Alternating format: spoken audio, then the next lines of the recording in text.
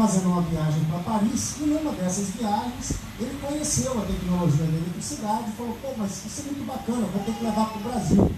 E nisso ele trouxe para o Brasil uma usina na região de Marmelos, que é em Juiz de Fora, que não sei, tem alguém de Juiz de Fora aí, eu sou mineiro também, e lá tem a primeira usina implantada, em 1889.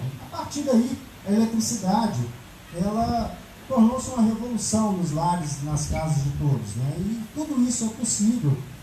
Começou com rádio, depois com a televisão, com os eletrodomésticos, e hoje ninguém mais vive sem eletricidade. Vocês conseguem se imaginar vivendo em suas casas sem eletricidade? Você consegue se imaginar hoje sem ter como carregar o seu aparelho portátil, o seu telefone celular, tablet, né? Sem as comunicações? É praticamente impossível isso. Ela trouxe muito conforto, né? Mas esse conforto, ele não chegou para todo mundo.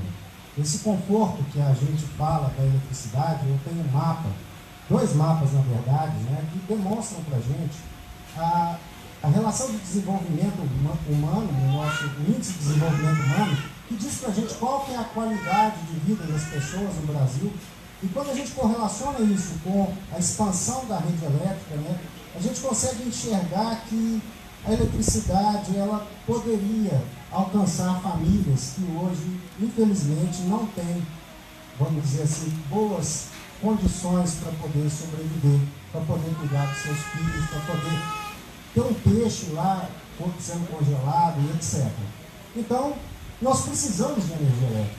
Isso é muito importante. Hoje, no último levantamento da ONU, né, cerca de 1,5 bilhão de pessoas hoje não têm acesso à eletricidade, e desses, só no Brasil, 800 mil pessoas. Estima-se que em Rondônia, cerca de 40 mil pessoas não têm acesso à eletricidade. Eu acredito que aqui na nossa plateia, no público, devemos ter pessoas que conhecem amigos ou têm familiares hoje que têm restrições de acesso à eletricidade. Quem aqui conhece uma pessoa que está vivendo a luz de lampião aqui? Tem alguém aqui? Com certeza, né? Eu acho que todo mundo conhece, principalmente na nossa realidade aqui. E como que é possível ter energia elétrica 24 horas por dia? Quando Thomas Edison colocou lá o seu primeiro dínamo para rodar dentro de um leito de uma passagem de água, né, ele percebeu que era possível, com o movimento da energia, que a gente chama de energia cinética na física, converter essa energia cinética e mecânica em energia elétrica, a partir da movimentação de campos magnéticos, né? Então é mais ou menos a ideia que acontece quando você vai usar o telefone celular.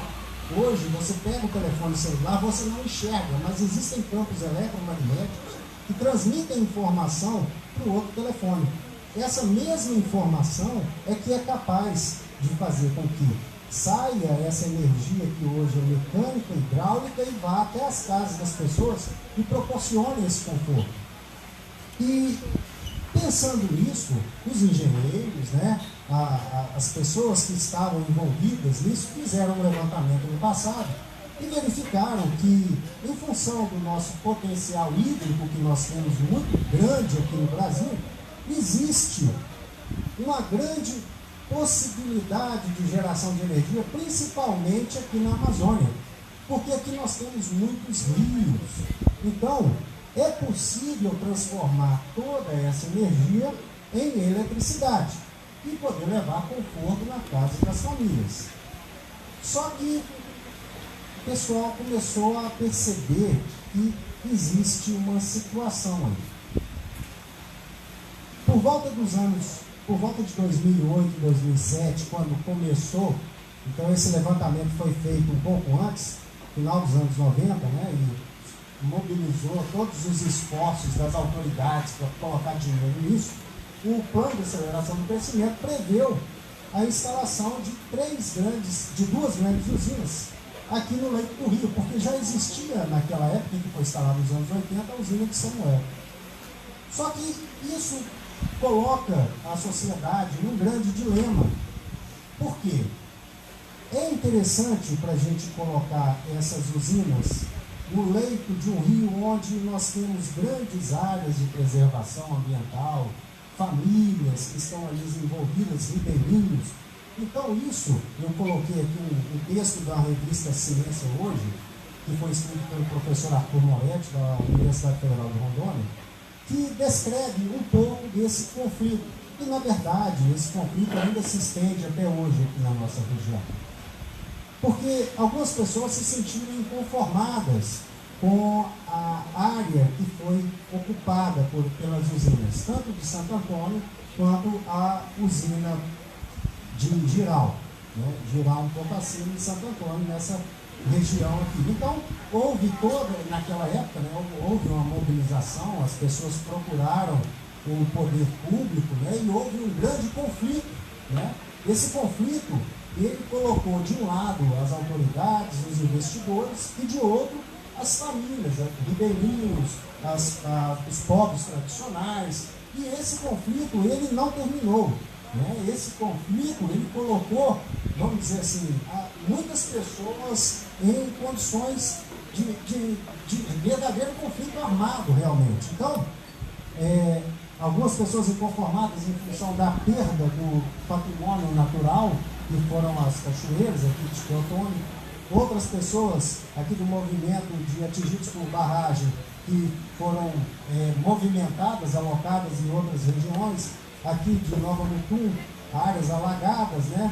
Aí depois começou recentemente a surgir temas, assuntos, né, notícias envolvendo delações, que falam que não houve pagamento de propina, houve pagamento por análise de estudos que não foram devidamente qualificados. Bem, esse é um tema bastante polêmico, e é um tema que ainda assim ele está vivo, é judicializado. Então hoje as famílias, as associações, inúmeras pessoas estão movimentando o judiciário para poder fazer cumprir o impedimento de uma das partes que foi feita uma análise equivocada e de outra parte que na verdade já foi feita a medida de compensação. Isso é chamado de royalties. Então, de um lado a gente tem pessoas que entendem que já foram feitas as devidas medidas de compensação, os estudos, e de outro lado aquelas pessoas que não, a gente foi atingido. Então isso está judicializado, está transitando, e eu acredito que em breve deve ter uma definição. Só que isso daí não resolve o nosso problema. A gente ainda assim precisa de eletricidade. Precisamos de eletricidade hoje. Hoje nós temos seis turbinas funcionando na usina de Santo Antônio para atender a Acre e Rondônia. E ainda assim nós temos famílias que estão em áreas isoladas que não têm a rede de distribuição chegando até elas. Ora, quais são as alternativas então, já que a gente não quer implantar usina, porque pode gerar algum tipo de impacto, a gente gera algum um descontentamento da sociedade, dos povos atingidos? Quais são as alternativas então? A primeira delas, e que está bastante em expansão aí, são os painéis fotovoltaicos. Então hoje é possível instalar nas suas residências, em grandes condomínios, painéis fotovoltaicos. Existem linhas de financiamento do Banco da Amazônia para que isso seja possível. Só que tem um problema: não se gera energia à noite. Como que você vai ter energia do painel fotovoltaico à noite? Então você ainda continua dependendo da usina hidrelétrica. E além disso, a sua capacidade de geração, nós vamos ver um pouco mais na frente, ela nem chega próximo da capacidade de geração de uma usina hidrelétrica. Então existe essa limitação. Qual que é a outra opção? Biodiesel, biocombustível. Então aqui, um biocombustível sendo tirado de castanhas de uma comunidade no Acre, né? Então eles pegam a castanha e tiram o óleo dessa castanha aqui e colocam isso em motores para poder gerar energia. Ainda assim, existe uma limitação. Isso aqui não te dá completa autossuficiência para ter energia elétrica. Você não consegue hoje, com a tecnologia que a gente tem, colocar esse barco que a gente está aqui hoje funcionando à noite só com essas duas tecnologias aqui. Quais as outras opções que a gente tem então? Eólica. A gente passa um calorão danado aqui. Vocês conseguem ver dentro aqui? Então existe um mapa que diz quais são as áreas no Brasil que são possíveis da gente implementar essa tecnologia. Em função do nosso relevo, a gente não tem muito vento aqui. Então, essa tecnologia para a nossa região aqui é muito limitada. Sobraram, então, as grandes usinas térmicas. As usinas térmicas, elas podem ser a gás natural ou combustível fóssil, que é o caso que é aplicado hoje. Nós temos usinas térmicas espalhadas em todo o estado de Rondônia, onde não tem acesso à energia de uma hidrelétrica. A gente tem uma pequena usina térmica em funcionamento com óleo diesel. Ora, mas isso também não é a solução. Se não houver uma fiscalização adequada das emissões desses gases aqui, a gente vai ter problemas no futuro. Então, quando a gente começa a fazer uma análise detalhada disso, a gente percebe, isso aqui é um dado que eu tirei do Operador Nacional do Sistema, que gerencia a energia elétrica de todo o país, né?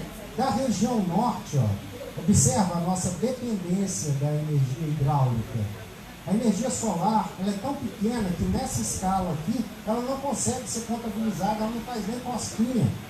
Então a gente tem uma limitação muito grande em relação à tecnologia. Ora, mas então, como a gente colocou, será que ter uma usina no nosso estado é um mau negócio? Vamos avaliar. Aqui a gente tem um pequeno texto descrevendo quais são os critérios, eu não vou pedir vocês para ler, mas resumidamente eu vou dizer que a medida compensatória que a usina hidrelétrica, independente se é Santo Antônio, geral, qualquer usina tem que ter, chama-se royalty. Essa medida compensatória é um dinheiro que todo ano, todo mês, a usina repassa para as autoridades. É como se fosse um bolo de dinheiro que é dividido em partes.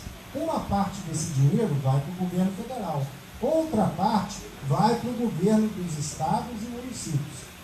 Então, se a gente for pegar só de uma usina, de 2012, nos últimos 7 anos, 400 milhões de reais já foram repassados para as autoridades fazerem as devidas medidas compensatórias.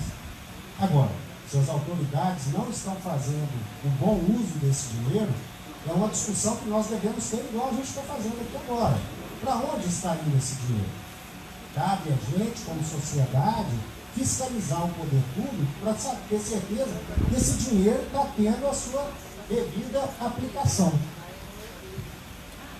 Só voltando aqui, além dessa questão, a gente ainda tem uma situação relacionada a essa aplicação aqui, né, em relação ao consumo de energia. Se aumenta o consumo de energia, aumenta a quantidade de dinheiro que é repassado às autoridades.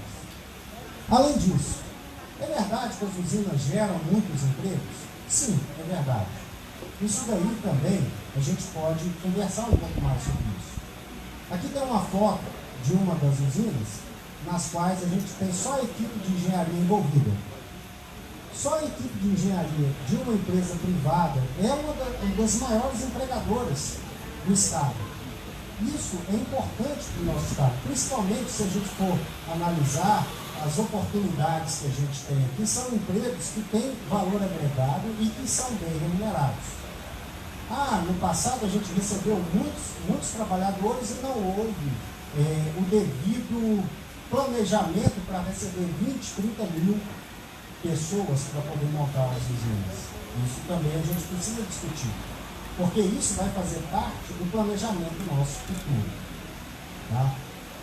Então, o que eu quero deixar de mensagem para vocês? E quero, se possível, conversar com alguns deles que tiverem algo para dizer. Eu acredito que as medidas compensatórias que as usinas colocam, elas são importantes. O fato delas terem sido suficientes ou não, elas estão sendo avaliadas na justiça, isso daí é um tema para o judiciário.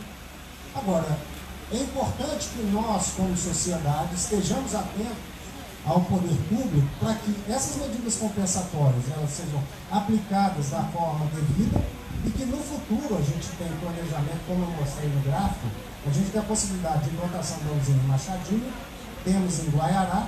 Então temos grandes usinas aí que existem a possibilidade de instalação e podem gerar grandes empregos, podem gerar grandes impactos. mas o envolvimento da sociedade é muito importante nisso, de todos nós. Então essa é a mensagem que eu queria deixar para vocês.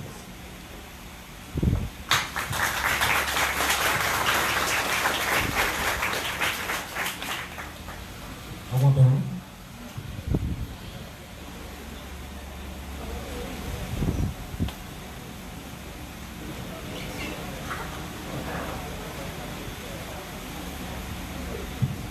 Gente, alguma pergunta? Eu vou começar. Não, pode ir, depois eu falo. A questão da energia solar, que você colocou, né, hoje ela é proibitiva pelo valor. Né? Eu fiz uma avaliação para minha casa, para aquele processo de você, no dia, né, passar para a rede de energia e depois, enfim, sairia entre 40 a 60 mil reais. Ou seja, é proibitivo para a maioria da população. Tem alguma perspectiva desse material baratear para que seja mais popularizado no futuro?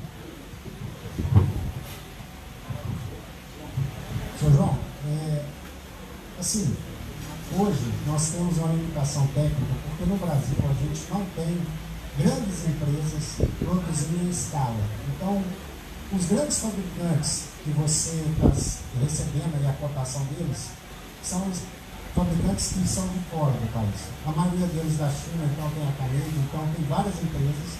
Então isso daí aumenta o valor de forma bastante significativa. Existem estudos lá fora, nas quais você tem, por exemplo, ao invés de ter telha, você tem painel solar. Então os painéis solares em tamanhos menores em formatos de telha. Então isso daí é uma forma de reduzir, vamos dizer assim, o investimento, né? Mas ainda assim a nossa carga tributária é a grande vilã do sistema. Porque não é apenas a questão do painel solar. Você tem ali a necessidade de ter um inversor, que é um equipamento que vai converter energia contínua, igual tem nas pilhas, em alternada para você jogar na rede elétrica. E por que você joga na rede elétrica? Porque às vezes você não está em casa durante o dia e não vai usar essa energia. Então você vai jogar essa energia na rede elétrica para depois ter um crédito na sua conta e você vai poder usar essa energia à noite, por exemplo. Aí tem uma outra discussão também de carga tributária sobre essa energia que é devolvida, esse faturamento. Então, infelizmente, a gente tem que lutar para reduzir a questão da carga tributária e buscar incentivos para que as empresas possam produzir esses equipamentos aqui no Brasil.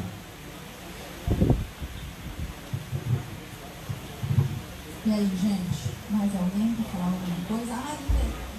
Vou na fila aqui depois da Maria, esqueci. Bom, Cristiano, de acordo com a sua apresentação, então, as perspectivas que a gente tem para o estado de Rondônia seria usina hidrelétrica inevitavelmente, não teria uma outra forma da gente obter essa energia. É isso? Bem, nós estamos hoje, como eu demonstrei um dado aqui, deixa eu retornar. Esse dado, esse gráfico, mostra para a gente a nossa dependência das usinas hidrelétricas. E essa dependência, ela está mais voltada pela limitação tecnológica do que da nossa vontade.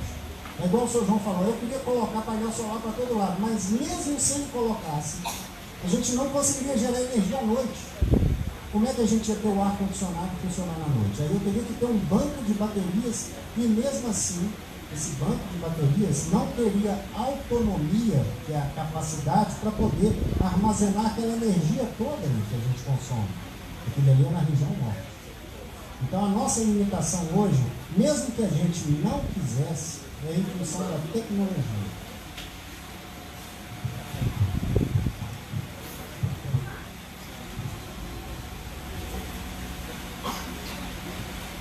Deixa eu levar o microfone para o próximo, né? Alguém mais já quer entrar na fila?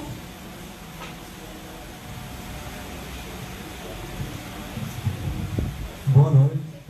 Você tinha falado sobre as termodinâmicas, as termoelétricas no caso. Tem outras maneiras de fazer as usinas termoelétricas utilizando os aterros sanitários. E também produzem gás metano e vai passar a ser utilizado. Tem algum projeto no Brasil e como está desenvolvendo isso no Brasil?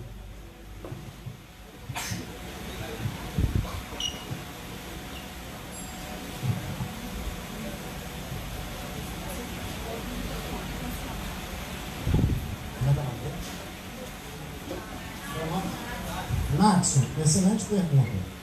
Veja, a gente tem um plano diretor das cidades, né, que já foi publicado há anos, né, e a gente tem, até hoje, a gente tem aterros sanitários. Né, é um absurdo isso, a gente tem aqui na Vila Princesa uma coisa esdrúxula, né, que já foi, inclusive, objeto de reportagem do El País. Né. Existem estudos em algumas pequenas usinas no sul do país, convertendo esse material, essa decomposição orgânica, principalmente de porcos, né, em energia elétrica. Isso já é possível, mas a gente não consegue, vamos dizer assim, ter autossuficiência. Quem é pioneiro nisso aqui no Brasil é uma fabricante de lonas de caminhão. Porque a empresa que fabrica a lona de caminhão é que faz tipo um grande colchão e lá dentro é depositado o material e desse material é feita a decomposição e sai o gás.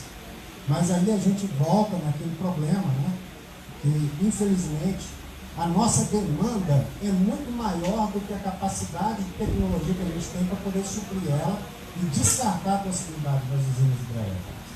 A alternativa, igual a professora colocou, seriam pequenas usinas hidrelétricas, que hoje a gente tem muitas aqui espalhadas, né? Mas de qualquer maneira não deixa de ser uma usina hidrelétrica.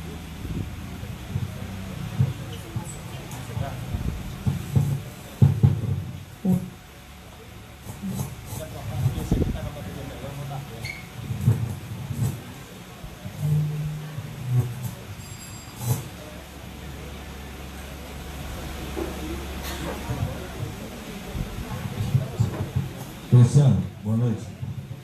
Eu gostaria de saber se você tem conhecimento ou tem estudo a respeito, se o nosso Rio Madeira, devido à força da sua bacia de rios formadores e da sua capacidade, se ele consegue absorver outras usinas dentro desse contexto que você falou, né, da geração de energia para quem precisa e para que ele fornecesse mais royalties para o Estado, gerando mais recursos para o poder público. Muito bem observado. E, como eu disse, lá em Guaiará, que é lá na cabeceira do Rio Madeira, existe um estudo para a implantação de uma mega usina hidrelétrica aí. Então, existe esse estudo.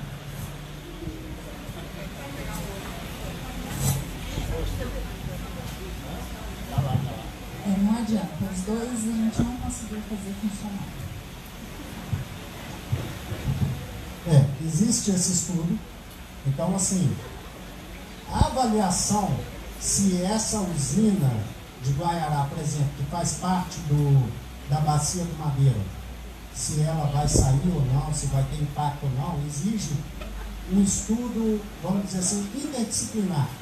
Então a engenharia diz que é possível. Aí a equipe de biólogos, a equipe de outros profissionais que vão estar envolvidos, né? O meteorologista que vai dizer como que é a capacidade pluviométrica e etc. Com base num grande estudo de impacto vai ser feito o estudo de viabilidade. Né? Com base nesse estudo vai ser possível dizer se bater o martelo, né, assessorar as autoridades para dizer que sim ou que não. Mas a usina de Guaiará é um exemplo disso.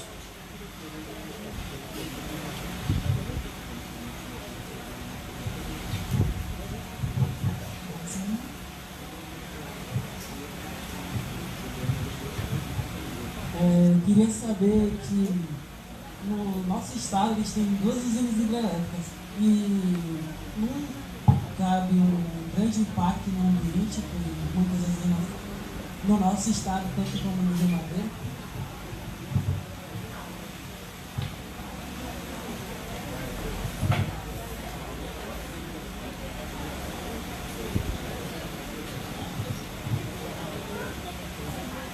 Júlio.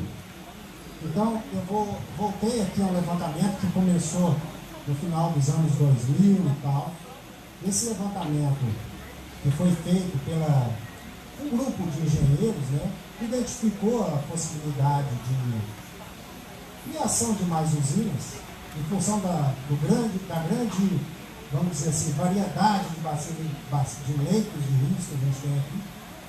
Só que, como eu disse, essa análise do impacto, o engenheiro sozinho ele não pode fazer essa avaliação. Então, ele depende de um biólogo, ele depende de outros profissionais para dizer se vai ter impacto ou não vai ter impacto, ou se houver impacto, quais são as medidas compensatórias que vão ser adotadas, quais são as ações de mitigação que vão ser utilizadas para contornar ou tentar atenuar esses problemas. Então, não é possível afirmar com precisão qual que é a dimensão do impacto A, B ou C se não tiver um estudo interdisciplinar. Se você virar para o engenheiro civil e engenheiro eletricista, ele vai querer colocar usina. É dinheiro para ele. Eu vou só falar um pouquinho sobre isso também. Tem alguns estudos hoje e alguns pesquisadores que defendem a ideia de que melhor do que você ter várias usinas espalhadas, como é o caso das PCHs, né? Ninguém dá muito valor para a PCH, a gente fala muito de usina hidrelétrica porque é uma coisa grande. Mas as PCHs são as pequenas centrais elétricas e elas também causam um impacto, no caso local, né? Elas causam um impacto na dimensão do seu tamanho, como é o caso aqui nosso de Giral e Santo Antônio, impactos maiores porque são maiores. E esses pesquisadores hoje eles têm discutido a questão de propostas de áreas prioritárias para conservação. Então, por exemplo, o que é melhor? A gente encher de PCHs todas as bacias que nós temos e colocar algumas usinas grandes espalhadas nessas bacias ou selecionar algumas áreas estratégicas para colocar essas PCHs ou usinas hidrelétricas e manter outras áreas conservadas para não se perder biodiversidade em uma determinada bacia. Então, seriam as áreas onde a gente conseguiria manter uma biodiversidade com o leito do rio fluindo. Na Bacia do Paraná tem um exemplo disso, né? Tem um trecho do rio que é livre, onde eles conseguem manter um pouco da biodiversidade. Se mais usinas entrarem naquele trecho do rio, aí não tem o que fazer, ele perde tudo mesmo. Então, eu só queria lembrar a questão das PCHs e essa discussão do que e de onde conservar. Então, as áreas prioritárias para a conservação, elas devem ser pensadas e planejadas, não é só sair colocando usina em qualquer lugar e deixar o rio sem áreas livres, como a gente teve ontem na discussão sobre os peixes. Tem muitas espécies que dependem de um trecho de rio livre para conseguir manter todo o ciclo de vida, né? Então devem sim ser mantidas algumas áreas. Mais alguém quer colocar alguma coisa?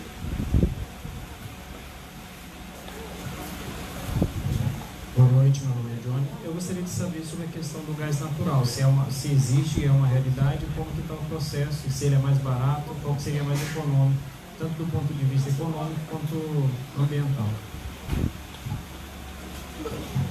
Bem observado. A gente tem um problema no gás natural, que é o acesso, a gente falando em termos de Rondônia, né?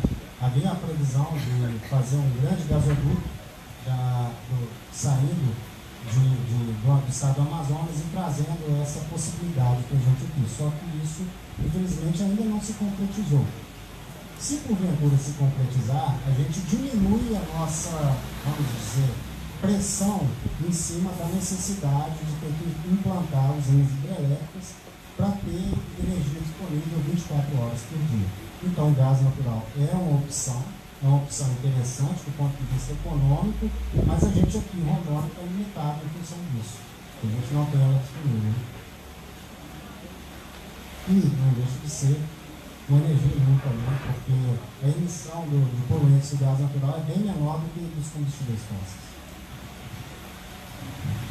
E eles falaram de poluentes, eu lembrei de uma outra questão. Tem alguns estudos que mostram que reservatórios, áreas grandes de reservatório de água, também são grandes poluentes por emissão de metano, por exemplo, né?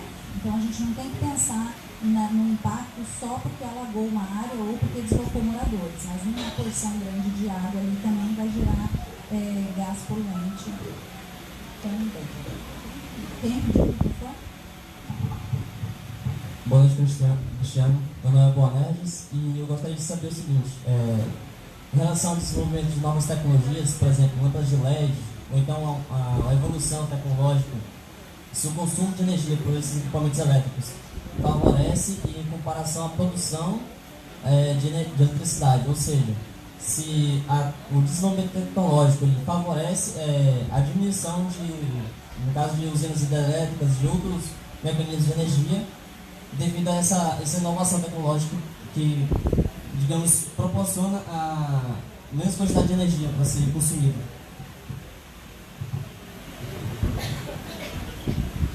Excelente a sua pergunta. Veja que na minha época a gente tinha muita lâmpada incandescente em casa. Então você queria ter uma iluminação em casa adequada, você comprava uma lâmpada de 100 watts. Né? Hoje, você com a lâmpada de 15 watts, você consegue ter a mesma eficiência que uma lâmpada de 100 em casa. Então você diminuiu, vamos dizer assim, a demanda por energia em função do avanço tecnológico, porque a lâmpada é mais eficiente. Mas infelizmente nem todos os nossos eletrodomésticos e recursos que a gente tem em casa é tão eficiente assim. A nossa demanda ela não está acompanhando a mesma velocidade que o desenvolvimento tecnológico. Uma televisão, por exemplo, hoje as televisões elas consomem muito menos, mas aumenta a nossa vontade de ter ar-condicionado no quarto, na sala, então aumenta mais a demanda.